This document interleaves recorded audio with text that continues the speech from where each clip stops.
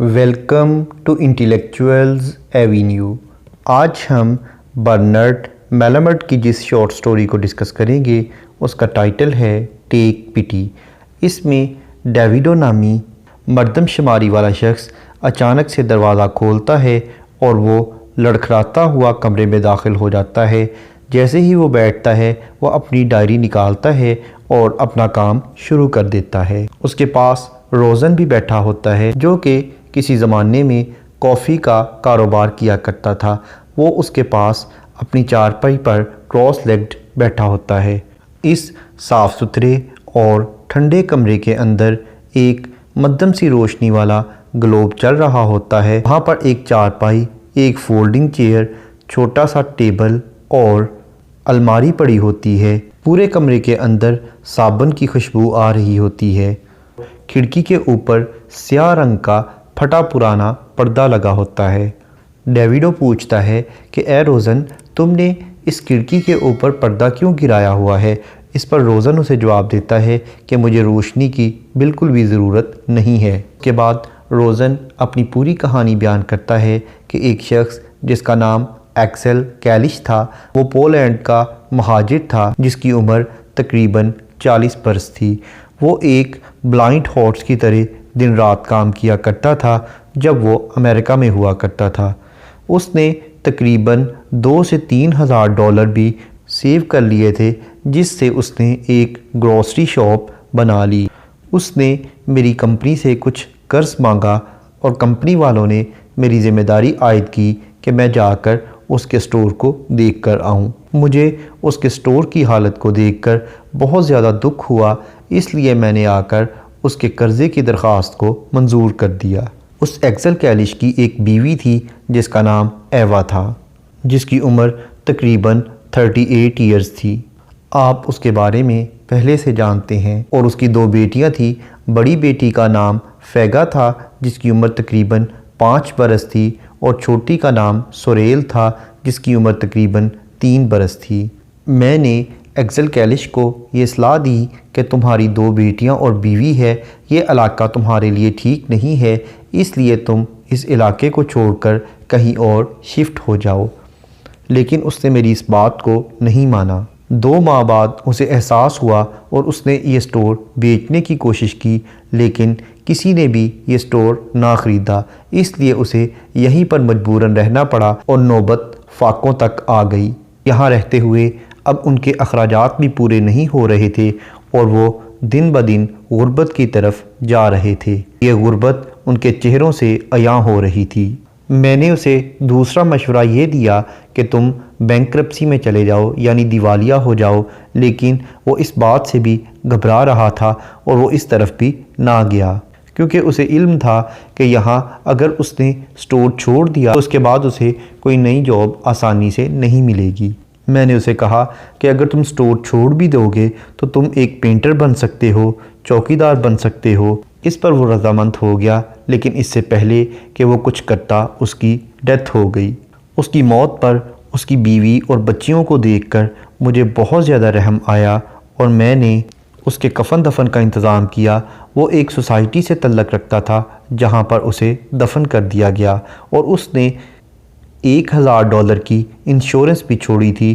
لیکن جنازے کے بعد میں نے اس کی بیوی سے کہا کہ تم اس رقم کو لو اور اپنے بچوں کے ساتھ یہاں سے بھاگ جاؤ، کیونکہ تمہارے ہسبینڈ نے یعنی ایکسل کیلش نے جن لوگوں سے قرض لیا ہے وہ یہاں تمہارے پاس آئیں گے۔ تم یہ سٹور ان کے رحم و کرم پر چھوڑ کر یہاں سے چلی جاؤ۔ لیکن اس پر ایوا نے جواب دیا کہ ان بچیوں کا باپ تو انہیں بھوکا مرنے کے لیے چھوڑ گیا ہے، اب میں ان یتیم بچیوں کو لے کر کہاں جاؤں گی؟ میں نے کہا کہ تم کہیں بھی چلی جاؤ، اپنے کسی رشتہ دار کے پاس چلے جاؤ۔ اس پر اس نے کہا کہ ہٹلر نے میرے رشتہ داروں کو قتل کر دیا ہے۔ پھر میں نے کہا کہ تم ایکسل کے کسی رشتہ دار کے پاس چلی جاؤ، تو اس پر بھی اس نے کہا کہ مجھے اس کے کسی رشتہ دار کا علم نہیں ہے۔ میں اب اس کی چھوڑی ہوئی انشورنس کی رقم سے کچھ چیزیں خریدوں گی اور سٹور کو دوبارہ چلاؤں گی۔ جب میں اس سٹور کو زیادہ سے زیادہ ڈیکوریٹ کروں گی تو خود بخود یہاں گاہک آنا شروع ہو جائیں گے۔ مجھے بہت زیادہ پیسوں کی ضرورت نہیں ہے، میں محض اپنا گزارا کرنے کے لیے اس سٹور کو چلاؤں گی۔ میں نے کہا ایوا ایسا مت کرو، تم 38 برس کی خوبصورت عورت ہو، تم یہاں سے کہیں اور چلی جاؤ اور اپنے لیے کوئی اچھی سی جاب تلاش کر لو اور تمہیں شادی کے لیے بھی کوئی اچھا شخص مل جائے گا۔ اس پر اس نے کہا کہ نہیں، کوئی بھی شخص 2 بچوں کی بیوہ کے ساتھ شادی نہیں کرے گا۔ میں نے کہا کہ مجھے تم سے کسی قسم کا لالچ نہیں ہے، میری ایک کڈنی خراب ہو گئی ہے، میں تمام باتیں تمہارے ہی فائدے کے لیے کہہ رہا ہوں، لیکن وہ نہ مانی اور اس نے سٹور پر کام کرنا شروع کر دیا۔ اس نے سٹور کے لیے کچھ سامان منگوایا اور اس کی رقم بھی ادا کر دی۔ پورا ہفتہ وہ اس سٹور کو بڑی خوبصورتی سے ڈیکوریٹ کرتی رہی۔ اس نے تمام شیلفز کو، ڈبوں کو اور فرش کو اچھے طریقے سے دھویا اور انہیں ڈیکوریٹ کیا، لیکن وہاں کوئی اچھے کسٹمر نہیں آتے تھے، محض چند غریب کسٹمر ہی آتے تھے۔ وہ بھی اس وقت آیا کرتے تھے جب وہ کوئی چیز سپر مارکیٹ سے لانا بھول گئے ہوں، تو تب ہلکی پھلکی چیز لینے کے لیے وہ یہاں پر آ جایا کرتے تھے، جیسا کہ 1 پاؤ دودھ، 15 سینٹ کا چیز یا ایک سارڈین کا چھوٹا سا باکس۔ چند مہینوں کے بعد وہ سٹور بالکل خالی ہو گیا، وہاں تمام ڈبے بالکل خالی ہو گئے۔ اب وہ میرے علاوہ کسی اور سے قرض بھی نہیں لے سکتی تھی، لیکن وہ مجھ سے بھی نہیں مانگ رہی تھی کیونکہ میں نے اس کے ہسبینڈ کا لیا ہوا ادھار اپنی جیب سے کمپنی کو ادا کیا تھا، لیکن اس بات کا اسے علم نہیں تھا۔ کچھ عرصے میں ہی سٹور مکمل طور پر خالی ہو گیا اور سٹور کی تمام رقم وہ کھا گئے۔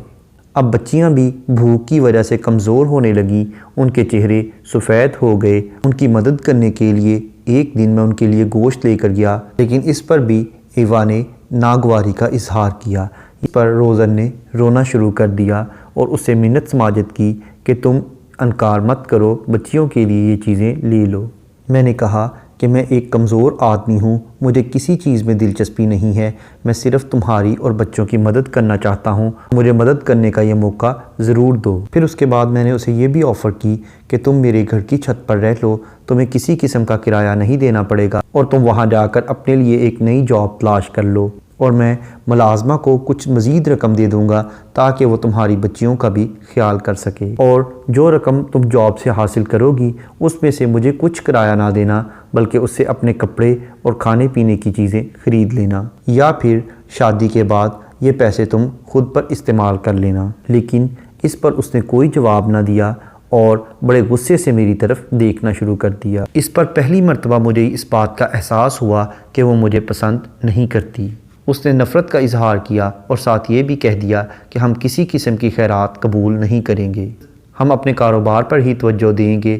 آج اگر ہم پر برا وقت ہے تو یہ وقت ختم ہو جائے گا اور اچھا وقت بھی آ جائے گا۔ میں نے کہا میں تمہیں کسی قسم کی خیرات نہیں دے رہا، بلکہ میں تو تمہارے بچوں کی مدد کر رہا ہوں۔ اس پر اس نے کہا کہ بچوں کی مدد کرنے کے لیے ان کی ماں ان کے پاس موجود ہے۔ اس پر روزن نے کہا کہ میرا معدہ تو پہلے سے ہی خراب تھا اور اس پر مجھے بہت زیادہ سر درد محسوس ہوئی اور میں کئی راتوں تک پریشانی کی وجہ سے سو نہیں سکا۔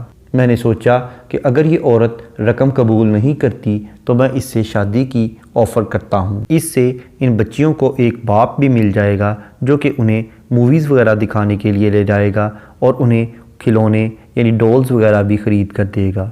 جب میری موت واقع ہو جائے گی تو اس کے بعد میری جتنی بھی انویسٹمنٹ ہیں اور جتنی بھی انشورنس پالیسیز ہیں ان سب کی رقم ان بچیوں کے حصے آ جائے گی۔ اگلے دن میں نے یہ بات ایوا کے سامنے رکھی اور میں نے اسے کہا کہ میری کڈنی اسموکنگ کی وجہ سے خراب ہو چکی ہے، مجھے کسی اور چیز کی ضرورت نہیں ہے، میری موت جب واقع ہو جائے گی تو میری تمام رقم تمہارے اور تمہاری بچیوں کے حصے آ جائے گی، لیکن اس پر بھی اس نے انکار کر دیا۔ پھر میں نے کہا کہ اگر تم میرے ساتھ شادی نہیں کرنا چاہتی تو آؤ ہم کسی میرج بروکر کے پاس چلتے ہیں اور تمہارے لیے کسی ایسے شخص کا رشتہ تلاش کرتے ہیں جو کہ صحت مند ہو۔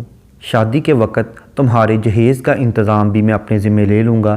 لیکن وہ چلائی اور اس نے کہا کہ مجھے تمہاری مدد کی ضرورت نہیں ہے۔ اس کے بعد اپنی غربت کو کم کرنے کے لیے وہ دن رات محنت کرتی رہی، لیکن اس کا کوئی فائدہ نہ ہوا۔ اس کی بچیاں بھی بہت کمزور ہوتی گئیں، انہیں دیکھ کر مجھے خوف آتا تھا۔ سارا دن بڑی بچی گلیوں میں چلتی پھرتی رہتی اور چھوٹی بچی اس کا فراک پیچھے سے پکڑ کے اس کے پیچھے پیچھے چلتی رہتی۔ ایک دن جب مجھے ان پر ترس آیا تو میں نے انہیں کیک لے کر دے دیا، ان بچیوں نے کھا لیا۔ اگلے دن جب میں نے دوبارہ انہیں کیک آفر کیا تو انہوں نے انکار کر دیا اور کہا کہ ہماری مدر نے کہا ہے کہ آج روزہ ہے۔ پھر میں دوبارہ ایوا کے پاس گیا اور گھٹنوں کے بل جھک کر کہا کہ میں ایک کمزور آدمی ہوں، میری موت واقع ہونے والی ہے، لیکن مرنے سے پہلے مجھے کچھ خوشی دے دو، مجھے اپنی اور ان بچیوں کی ہیلپ کرنے کا موقع دے دو۔ لیکن اس پر اس نے بڑے بھیانک طریقے سے چیخ ماری اور وہ بہت ہی بدصورت دکھائی دے رہی تھی۔ اس وقت میرا دل کیا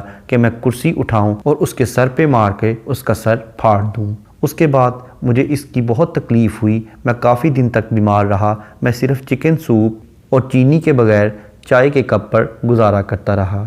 یہ چیز میرے لیے ٹھیک نہیں تھی، اس لیے میری صحت مزید بگڑنا شروع ہو گئی۔ پھر میں نے ایک ترکیب سوچی کہ میں اسے ایک سیکرٹ لیٹر لکھتا ہوں کہ میں ایکسل کا ایک دوست ہوں جو کہ جرسی میں رہتا ہوں، اور اس میں لکھوں گا کہ میں نے تمہارے ہسبینڈ یعنی ایکسل سے 15 برس پہلے $700 ادھار لیے تھے جب اس کی شادی نہیں ہوئی تھی۔ اب میں پوری رقم تو ایک ہی وقت ادا نہیں کر سکتا، لیکن میں ہر ہفتے $20 تمہیں بھیج دیا کروں گا۔ میں نے اس لیٹر کے اندر $20 رکھے اور میں نے اپنے ایک اور دوست جو کہ سیلز مین تھا اسے کہا کہ اسے پوسٹ کر دے، لیکن ایوا نے جب اس لیٹر کو کھولا اس نے دوبارہ اسے بند کر کے واپس بھیج دیا، یعنی اس نے وہ رقم بھی قبول نہیں کی۔ اس کے بعد میں اپنے وکیل کے پاس گیا اور اسے کہا کہ میرے جتنے بھی کاروبار ہیں، میرے دونوں گھر اور جتنا بھی فرنیچر اور میری جو کار ہے، میں ان تمام چیزوں کو اور اس کے علاوہ اپنے چیک بک کو بھی سائن کر کے اس عورت کے نام کرنا چاہتا ہوں، تاکہ جب اس کی ڈیتھ ہو جائے تو یہ تمام چیزیں اس کی بیٹیوں کے کام آ سکیں۔ اس کے علاوہ میں اپنی انشورنس کے ساتھ بھی یہی معاملہ کرنا چاہتا ہوں۔ میں نے یہ تمام چیزیں اسے دینے کے لیے اس پر سائن کر دیے، لیکن اس نے ان تمام چیزوں کو لینے سے بھی انکار کر دیا۔ اس کے بعد میں اپنے گھر چلا گیا اور جب میں نے ونڈو کو کھول کر دیکھا تو وہاں پر ایک عورت کھڑی تھی، وہ ایوا ہی تھی۔ وہ میری طرف بڑے غور سے دیکھ رہی تھی اور شاید وہ مجھ سے کچھ مانگنا چاہتی تھی۔ اس نے اپنے بازو میری طرف پھیلا دیے۔ اس پر اس کافی سیلز مین یعنی روزن نے اسے بہت گھٹیا قسم کی گالیاں دینی شروع کر دی اور کہا کہ تم اپنی بچیوں کو لے کر یہاں سے دفع ہو جاؤ، اور اس کے بعد اس نے دوبارہ سے کھڑکی کے اوپر پردہ ڈال دیا تاکہ ایوا کی نظر اس پر دوبارہ نہ پڑ سکے۔ اس شارٹ سٹوری کے تھیمز کو اگر دیکھیں تو اس میں پاورٹی کا تھیم ملتا ہے اور اس کے علاوہ چیریٹی یعنی خیرات کا تھیم ملتا ہے، اس کے علاوہ بچیوں کی انوسنس کا تھیم ملتا ہے اور لونلینس یعنی تنہائی کا بھی تھیم ملتا ہے۔ اس کے علاوہ ہمیں یہ مورل لیسن بھی ملتا ہے کہ ہمیں سیلف رسپیکٹ کے نام پر کبھی بھی اس حد تک پراؤڈ نہیں ہو جانا چاہیے کہ ہم تمام آفرز کو ریفیوز کر دیں اور اس کے بعد جب ضرورت پڑے تو کوئی بھی ہمیں آفر یا ہیلپ دینے کے لیے تیار ہی نہ ہو۔ یہاں پر یہ شارٹ سٹوری ختم ہوئی۔ Thank you for attending this lecture.